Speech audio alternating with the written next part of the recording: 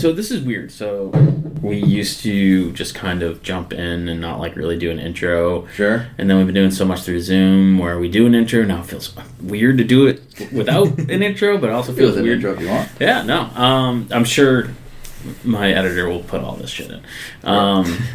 But welcome back, Inebri-art. This is Andy, and we're recording live in person, which I feel like never happens anymore. And we're with Jake Camara. That's me. Author, who I met because I needed copies. Well, I'm happy to provide them. Yeah, so we were doing prep work for the Hometown Haunts and Hops, which if you follow the show, I'm sure you are familiar with because we had a couple panels we put up as episodes. And I think I had a ton of printing done that day, and I gave you guys some comp tickets, and you were like, "Are you still booking vendors?" And I'm like, "Sure." Yeah, it was like a 2 day before the event type of situation. So it was such a whirlwind. I'm going to apologize because I know you're an author, and then your book's about monsters. Sure, yeah. That was about the extent of my memory because it was just, I was so overloaded. That's about all I said. Like, you gotta have different lengths of pitches depending on how much time you have. Oh my god, so, like, the quick 5-second is like, it's about monsters. Yeah. You know? Just throw it out there. But, yeah, it's a lot more in-depth than that. It's about many different types of monsters throughout human history. So, like, you have, like, a vampire in, like, Roman gladiator times, and then there's a sequence that takes place in Salem witch times about this quote deformed individual, and there's like witchcraft involved. So all different types of styles and creatures and stuff like that, and it plays out like an anthology. And then chapter 6 is modern day, and it's about a poacher who is capturing and collecting all of the monsters from the previous stories. So you see his dungeon, and you see all the cages, and you see it's all of the characters that you had met as antagonists in the anthology series. Now they're there as just prisoners. Oh, interesting. They're trying to escape. So that's the premise. Oh, interesting. Yeah. So kind of like, I don't know if you've watched this, but did you watch What If? Yes, I did watch it. So kind of that, like, all individual stories, but then it kind of comes back exactly, around. With the most different possible tone of all time. What is it about monsters? And the thing that I find interesting is I listen to, like, a lot of podcasts, obviously, but like I dig history and like medical and stuff like that. Sure, and the term monster used to be like a medical diagnosis, which is just like so ridiculous. So is moron. Yeah. I mean, just some of the stuff they used was like unbelievable. Great, But so what is it? What was the appeal about monsters? Is it kind of like the misunderstood nature? I mean, that is a part of it. I mean, I grew up on the Universal monster movies. Sure. Right? Yeah. And that was the first kind of film series where it's like what Marvel does now. Characters showed up in each other's movies. So, like, you got Frankenstein meets the Wolfman. This is like the first crossover in film history. Yeah. Right? It was like the 40s. And then you got the House movies where you got Dracula, Frankenstein, Wolfman all together. And it's such a cool premise, and the posters are, like, awesome. There's, like, Frankenstein holding the Wolfman with the neck, Wolfman snarling back. It's a great premise, and then you watch that movie, and they, like, barely interact, and the last, like, 1 minute, maybe, of that entire film is them, like, trying to strangle each other for, like, a little bit, and then everything explodes, and it's like, wow, I feel like you could have used this premise a little more interestingly. Yeah, it's funny. It's like, I remember specifically... I'm not sure if it was a Universal movie, but it was Frankenstein versus Dracula, or Dracula versus Frankenstein. Sure. And I don't know if they ever appear in the same scene at the same time. I know. It's highly misleading. Like, they're all on the poster, right? And the movie premise is so obvious based on the title. Yeah. It's about aliens. Oh, oh my god. Trying to get all the monsters so they can, like, use them as an army against humans. And I'm like, what the hell am I watching? That is spectacular. Yeah. I resign as an author. That storytelling has peaked. I think we've reached peak. So I basically said, like, I'm going to stop complaining about it. I'm going to put my money where my mouth is. And I created a story that involved every type of monster I could think of. Vampires, werewolves, creatures from mysterious lagoons, just everything. All types that I could possibly think of into one book. There's, like, easy, like, a dozen maybe even 15, 20 types of monsters in here if you really get into the nitty-gritty, because there's chapters that have like things I won't spoil. But all types of monsters are in this book, and they're all interacting with each other at certain points. And as the book goes on, those interactions become more and more prevalent. So I really wanted to do something that I really wanted to tackle from like a character perspective and make it a little more interesting than things we've seen before. If this book existed, I wouldn't have written it. Yeah. I wouldn't have written the book if I had already read something like this, but I really believe this is like the only Monster Mash book played serious to this extent and level of monsters in it. Yeah. If that makes any sense. Yeah, But, for sure.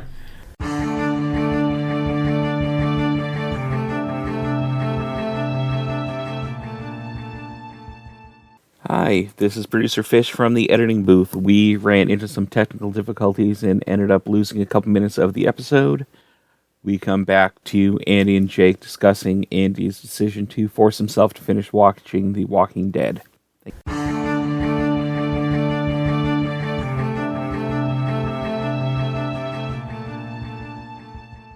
And like zombies are like attacking the house, and zombies are trying to come down the basement stairs. And the basement windows are broken, and there's water pouring in like waterfall level, and the basement's filling up with water. I'm like, they don't live next to a river. It's raining outside, and it filled the basement. So much water. That's insane. And then as they're like pulling them out the window to rescue them, there's like, I don't know, a quarter of an inch of water puddle. And I'm like, you should be standing in a lake. I was so angry. I'm like, this is so stupid. This is like the latest season?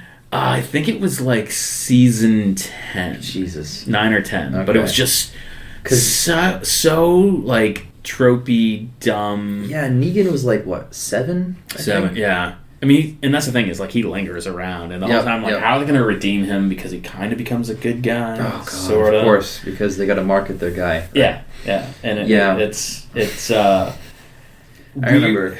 I'm gonna say. Mm-hmm. I'm gonna put it on the actor. He does become likable. Well, it's Jeffrey Dean Morgan. Yeah, I mean, you know, like but it's like if you stop and think about it at all, you're like. No, he was a horrible monster. Of course. Yeah. He's like the worst. He's like the worst. Yeah. I remember the exact, I don't remember the episode, but like the exact point where I fell off was there was a big deal about getting a bullet, and they finally got a bullet, right? And this girl, one of them, went to shoot Negan, and the bat blocked the bullet on accident.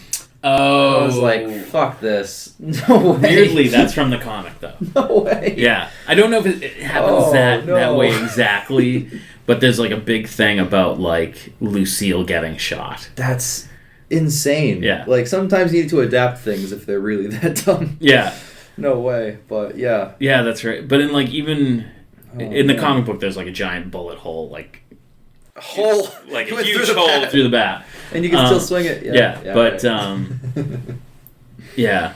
No, the bullet just stopped. Just dead stopped. Because the wood is so thick. It's yeah, and then I swear, like, part of the time I'm like, is that an aluminum bat? Or would, like, there's just so many, like, not awesome things about it as it went on. And so, yeah, I was not into that. I am looking forward to being done with it. Oh, I don't need to look forward. I'm already there, my friend. But you know, it's like, and so there are bad movies that sometimes, like, it's tough to get through, or like you need to do in a couple sessions, or you know, or you tend to fall asleep because they're dull. I will admit I have not fallen asleep during a movie. I don't know what it is about me. Like if I start watching something, I will either have to finish it or just turn it off and move on. Yeah. Do you record together? Yeah. Oh, okay. Yeah, every Saturday we all hang out. It's like 3 or 4 of us, and we just we go over like what we need to. Like, oh, Blue Beetle's out. That was a recent thing. Oh, we got to commentate on that because we, that's the last one we haven't done yet. And then, oh, My Dealer's Choice is Michael Clayton, which is a surprisingly not as good as it should be nominated film. And yeah, we did those 2. Those were fun. But yeah, so the Universal Monster series, we still continue to this day because Renfield and Demeter just came out last voyage. And Renfield is on the channel. Renfield is the one with Nicolas Cage. Yes. I really enjoyed that. That was a good one. I liked it. That was a good one. Not at all what I was expecting, but I liked it. No, yeah, definitely not. Yeah. But no, I'm a Dracula like traditionalist. I like him like terrifying, but I'll take campy. It's a little fun. You know? Yeah. And then Demeter was exactly what I was looking for. Demeter. Last Voyage of the Demeter just came out.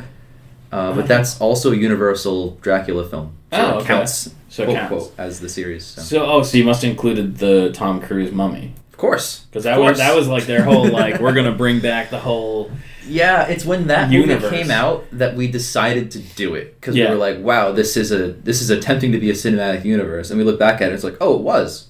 Historically. Yeah. I'm in black and white. Fuck it, let's go for it. You know? So we, Ian and I, just one co-host and I, tackled all of the original series, and then our third co-host Mud joined along, and then sometimes our fourth Jokeman pops in. So Yeah. it gets more as it goes along. But yeah, rewatching all those and commentating on them is what inspired me to write The Devil's League. In fact, the title, The Devil's League, was inspired by the original title for House of Frankenstein was The Devil's Brood. Okay. So that kind of tipped its hat in that way. But I wrote it as a testament of this is what Universal could be doing with their characters, but isn't. Yeah. Like, this is the path to them actually being successful. Imagine if Mummy was good. Right. And it made Mummy at the box office. Imagine if it didn't If the bomb. Mummy made money? Yeah, exactly. You understand. Oh, the Mummy money. Mummy money. It's what it's all about, baby. But, yeah, imagine if, like, they had made, like, good films with their characters and then brought them together. That would have been incredible. I would have been there day one. I wouldn't have written the book. But. Yeah. And I mean, I feel like we live in an exciting time. Mm-hmm. Because, one, there's a lot of avenues for people to get stuff made. Mm-hmm. Netflix, Shudder, all these things. And it's never been, you have people shoot movies on iPhones and, doing short films that are getting, what was, there's one called like the Back Room? Yeah, that was a viral YouTube. Yeah, which that dude got like a film deal. Mm-hmm. Yeah. Yeah. Well, anything that goes viral is going to go to Hollywood eventually, but whether or not it happens is another thing. Yeah.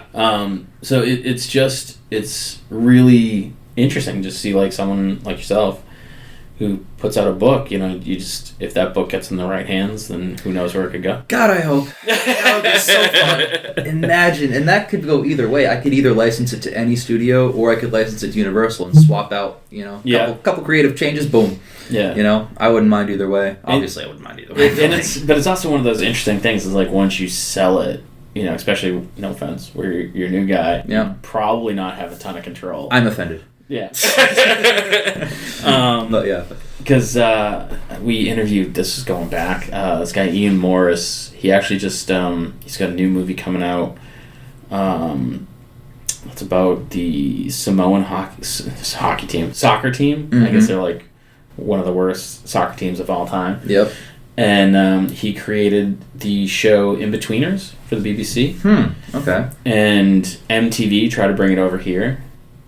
Okay. And like talking with him was really interesting because, he's being professional, but being like, yeah, they fucked up my story. Like they changed everything. That's how it goes. Yeah. So it's just one of those.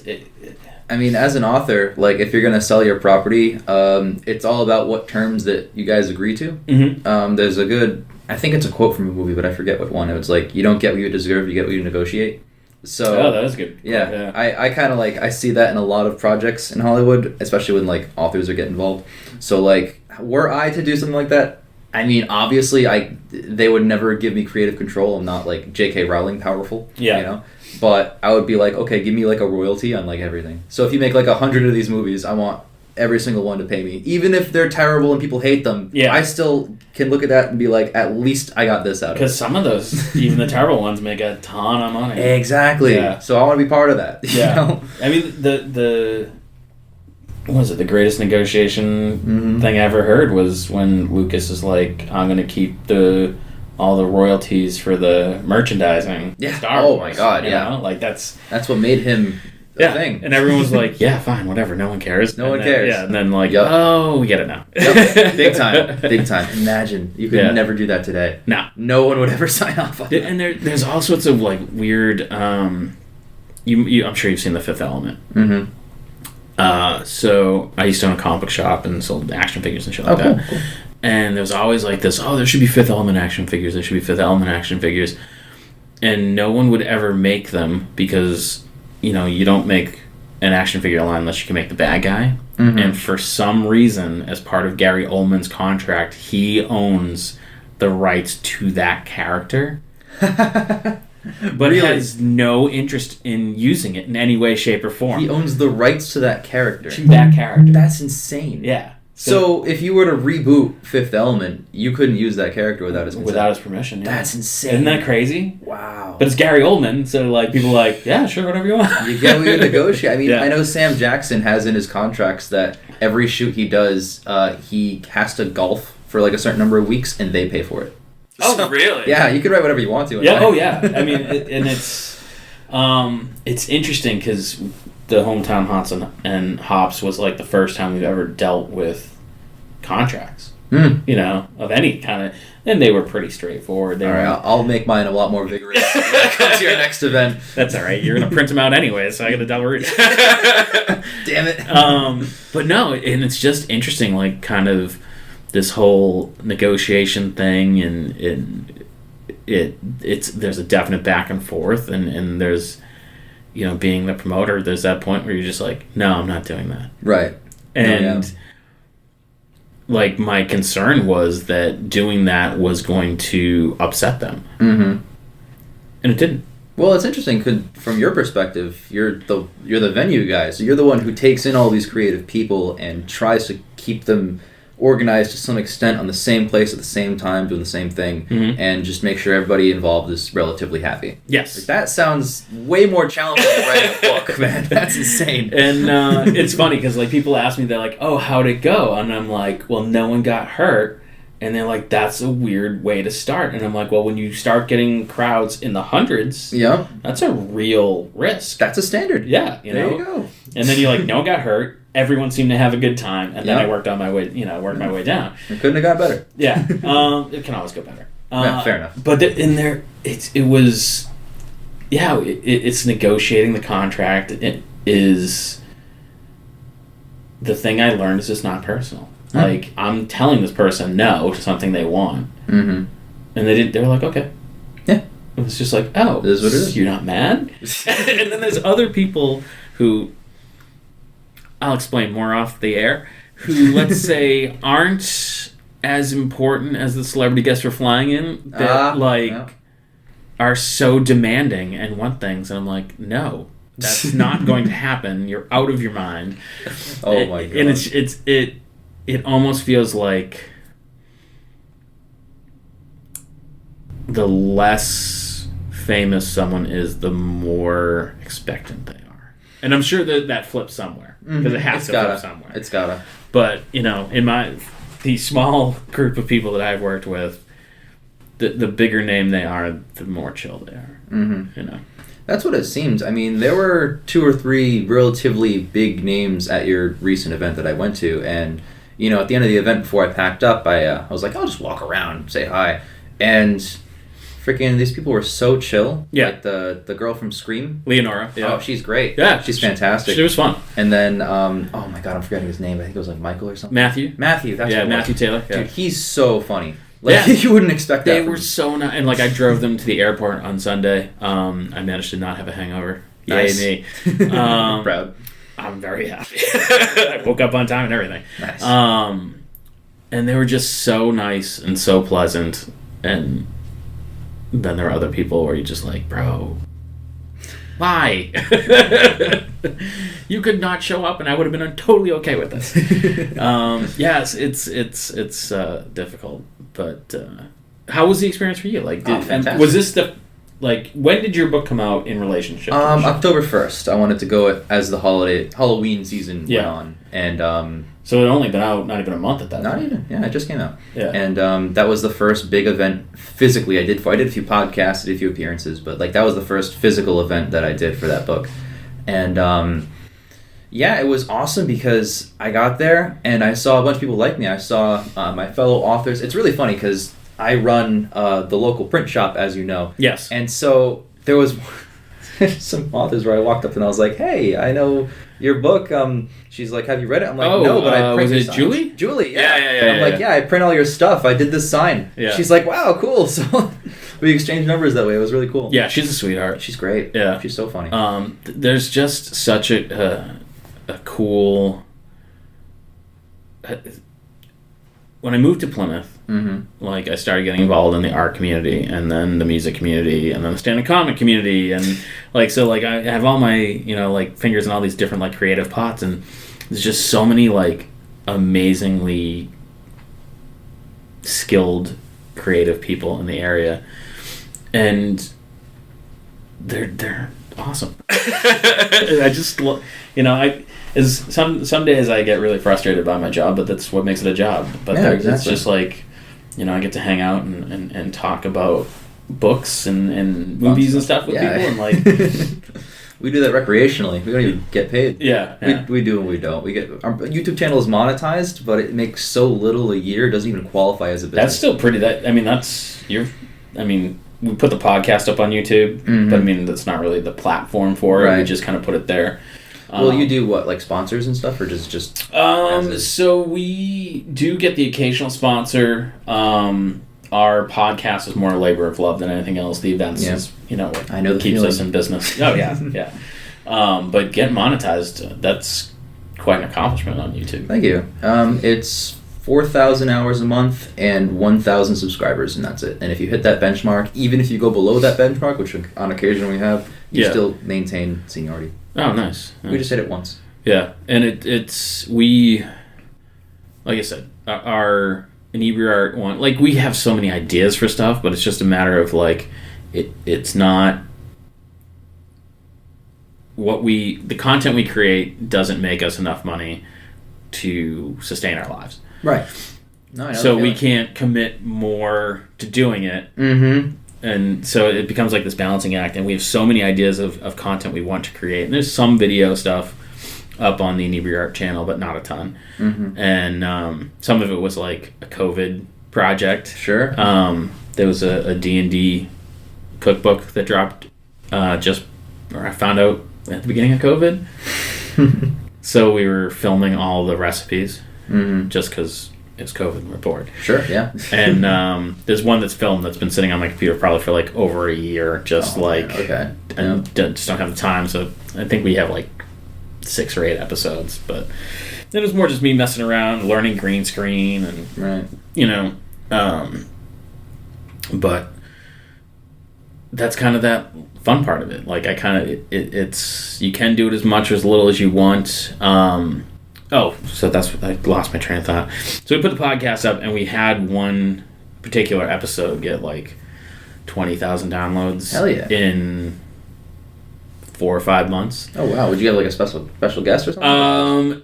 It had been up for a year at that point. Okay. And once it started going crazy, I texted my producer and was like, "Did she get arrested? Did she get cast in a Marvel movie? Like, what is going on?" It's one of the two. And she mentions a movie that she just finished shooting in the podcast, and I was like, "Oh, cool, whatever." And sure. Yeah. Just kind of went on with the rest of it. And it is, as far as I know, it's the latest movie by the guy that did Human Centipede. Oh. And it is controversial to say the least. And he, like, right around November that year, he started this, like, I'm being blackballed. They won't put out my work for this, that, and the other reason. And then it's like you watch the trailer and you're like, that's not why they're not putting this out. Exactly. It's like, this is a fucked up movie. Yeah. And it had gotten released in Thailand. Okay. And so, like, a huge chunk of those downloads were, like, from the Thailand area. Right. A lot of it was just because he was controversial at the time, and like we saw our subscribers shoot up by like, I don't know, 50, 60 in the hour. Wow. And it was just like this, like, it became like every morning you'd wake and be like, how many more do we have? Yes, It's really exciting. I know the feeling. So one of our series that we commentated on was the Wachowski movies. All the directed movies. And they did the same numbers that any other series does, except Speed Racer That popped off for us. I forgot that was them. Yeah, that was them. That popped off because for whatever reason, when you search up speed racer race scene or speed racer car race, whatever, any of those terms in the search bar, we have excellent SEO for that video. So we pop up as recommended as our commentary, in which we gave it a negative review. so we constantly, it's still to this day, it's got like 80,000 views, man. We have all types of new people seeing the channel going like, these guys don't know what the hell they're talking about. These guys suck. Like, we get them fucking daily. Yeah. So of all the videos to pop off, it was of course that video, which only shows up for people that already like that movie. Right. Of us saying they don't like the movie. That's funny. So, but hey, that was one of the reasons that we finally got monetized, because we got enough traction off that. And there was one day, and like what you were talking about with like, how much today, because we're popping off. It's a few years ago, Speed Racer trended. Yeah. And our metrics just shot up. And it was all that one video because it kept popping up because everyone was searching Speed Racer. Right. And I was like, holy shit, we got like, what, 10,000 views in a couple weeks? We'd never do that. That's insane. So, or less even. I forget. It was such a fun time. But our sub count just kept growing and growing and growing. And now it's obviously back to how it was. Now we're all just like big vibing again. Yeah. But I don't know. It's good to know that like if that or Abbott and Costello, those movies, if they trend for whatever reason, we got ones that hit the SEO on that. I don't know why. Yeah. The Universal Monster movies, but those specific ones get thousands. I don't know. No idea why. But good to know that if any of those ones that like gain a little bit of traction, if that subject ever trends, we're back, baby. We're in there. It's funny, like, and that's part of like we have, I think 370-ish episodes of this podcast, somewhere in that, and is that right? Something like that. I don't remember. Well, honored to be the 371st. Don't quote me exactly on that. I'm rounding. Sure. But there's those times where it's just like you put one up and you'll be like, that's so weird that one did extremely well, you know? And then I remember the first one, looking back at it now, you're like, I mean, it did well for us at the time. Yeah. And it was this local artist, hasn't done a ton. We were so starting off, we started with like friends and friends of friends and then, acquaintances. This was just kind of a vague acquaintance that, artist, but not a lot of credits to her name, very local, and got like 3 times the normal downloads that we would get, and like from all over, like from Saudi Arabia and like all these places, and we're like, why her? Then you're like, does her last name mean something in another like there's just so many like weird, you can never tell. We did an Old Colony Cast episode about Whitey Bulger. That does really well on YouTube. Sure. Yeah. And we interviewed did you ever go to King Richard's Fair? Oh yeah. Do you know Jacques Z. Whip-Air? The whip guy? Yeah. Yes, I do.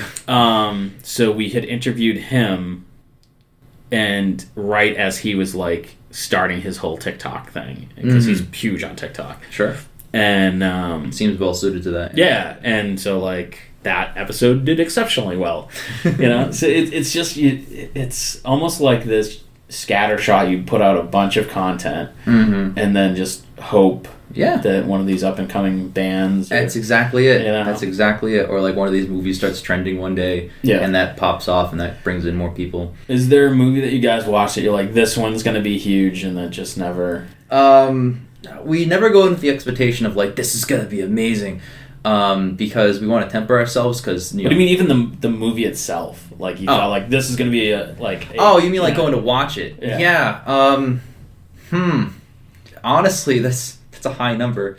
Marvel's movies as of late, I keep expecting them to be like the next $1 billion, but they're, and for many reasons, they're on the downward trend in terms of box office. They'll make that back immediately as soon as any years pass. They'll go back to where they were. But like, I don't know, like Ant-Man, the Wasp: Quantumania tanked. Marvel's is the worst grossing of them. So I haven't seen that one yet.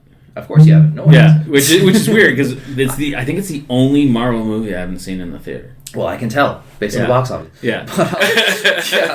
No, I did see. I see them all opening night, Actually, it's funny. When we were scheduling this podcast, I said Thursdays are my day off. Yeah. That's because I get Thursday night premieres to new movies when they release. I have my work schedule slated off for that. Oh, cool. So that I can go see everything the night before. What's coming out? The next thing that we have tickets to, I think, is Aquaman 2. Okay. That's. Do you guys get comped tickets? I have A-list.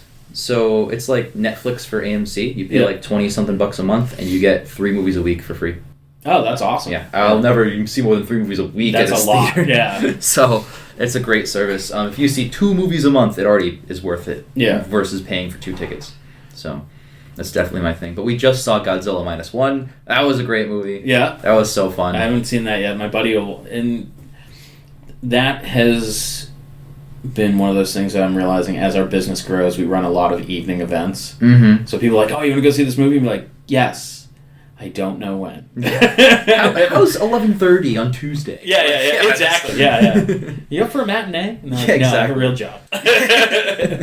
Exactly, yeah. But yeah, I can imagine your line of work is predominantly like post 7 p.m.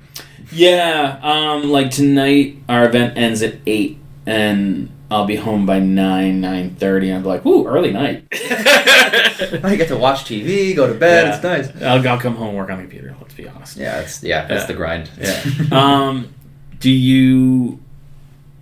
Is this like Jake's goal, like to create content, or did it just kind of happen that way? And I've always been some type of storyteller. I've always liked to do that stuff. I pursued film for a little bit, but I actually got accepted to Cannes Film Festival. My short film Beard won entry, and then COVID hit.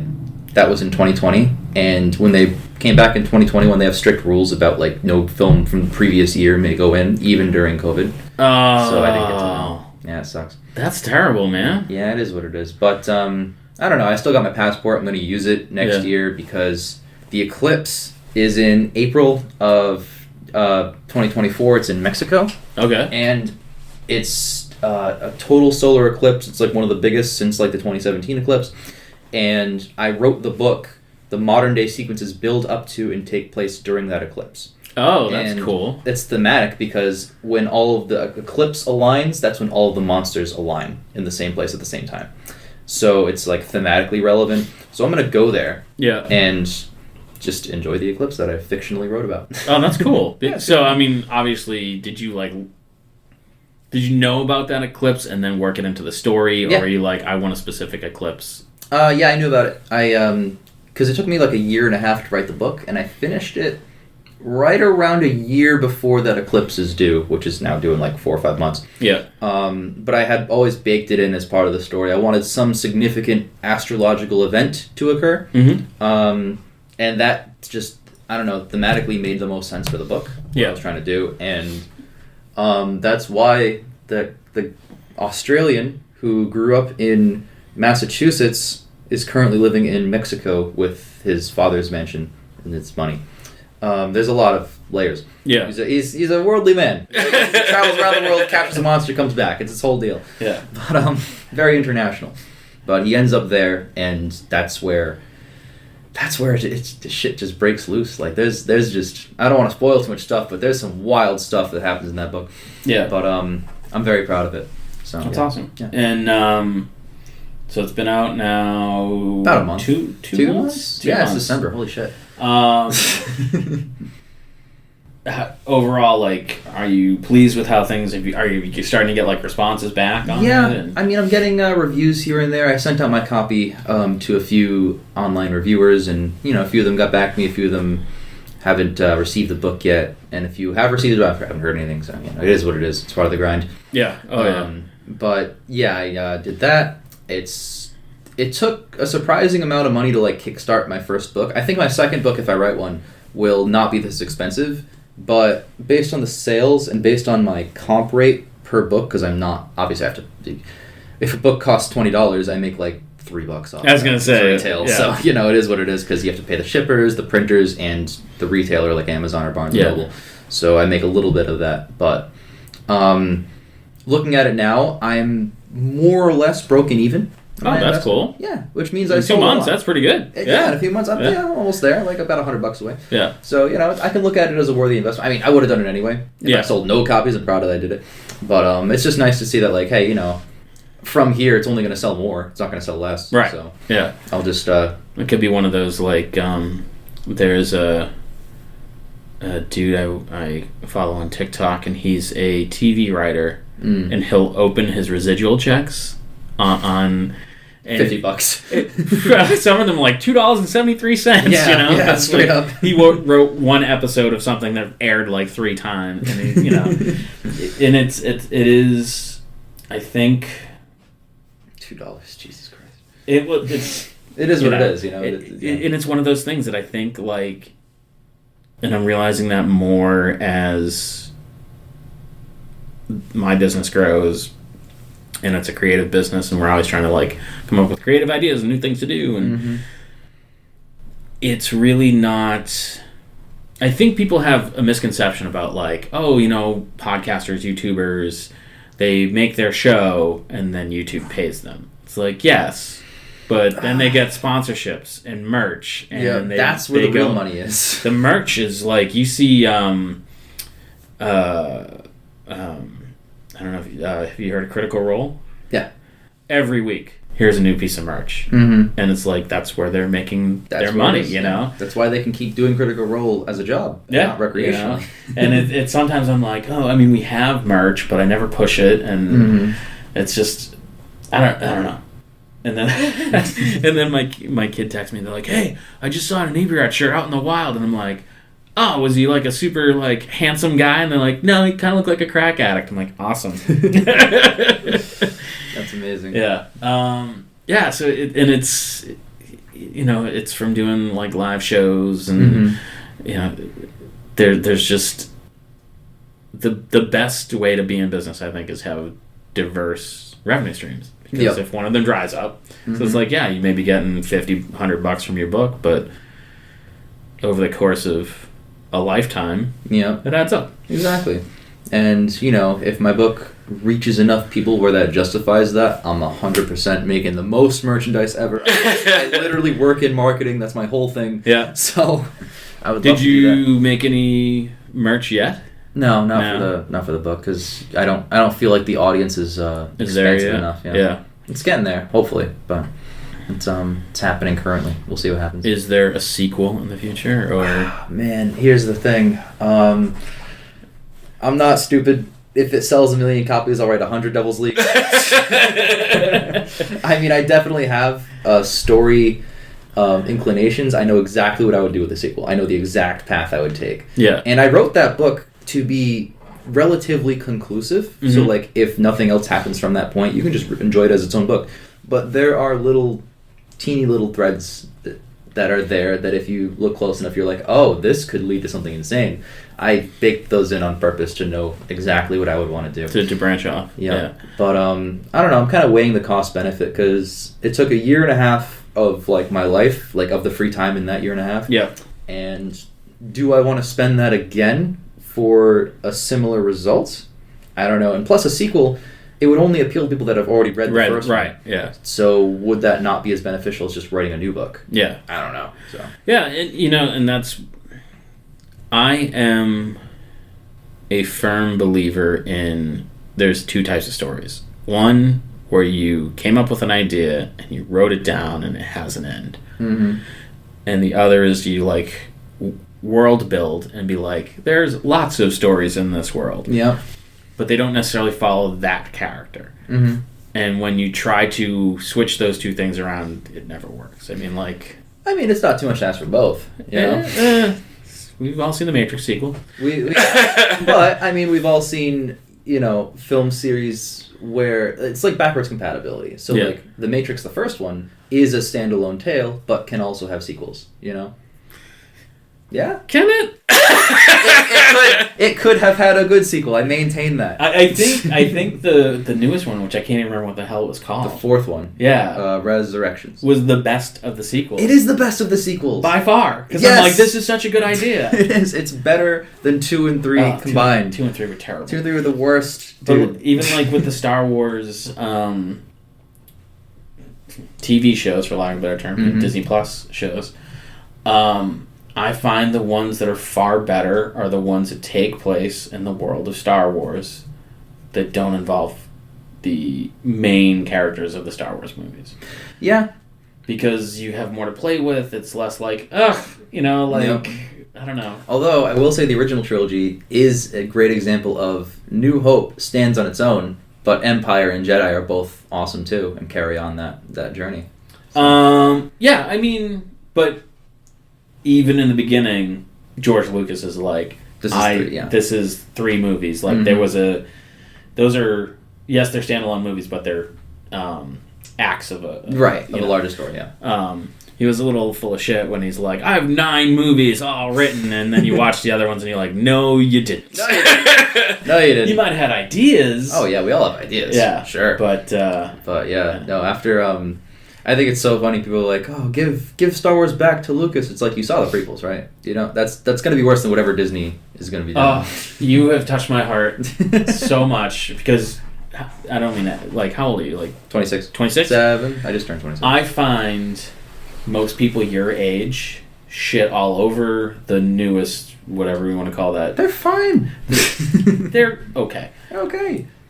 And love the prequels. I don't get that. And I'm like, the prequels are garbage. They're terrible. And I think it's like that nostalgia, like I grew up on them kind of thing. I think that's exactly it. Dude, episode 2 is so long, and so the love story's ham-fisted. 2 is the worst Star Wars movie. Of all time. Of all time. Except the Clone Wars film, if that counts, because it's a film.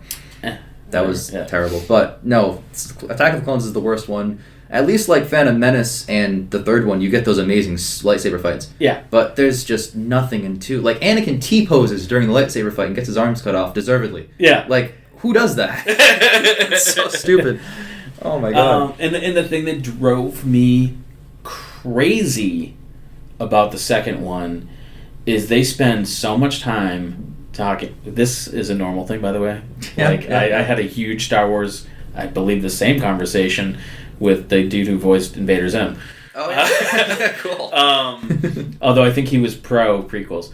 In the second movie,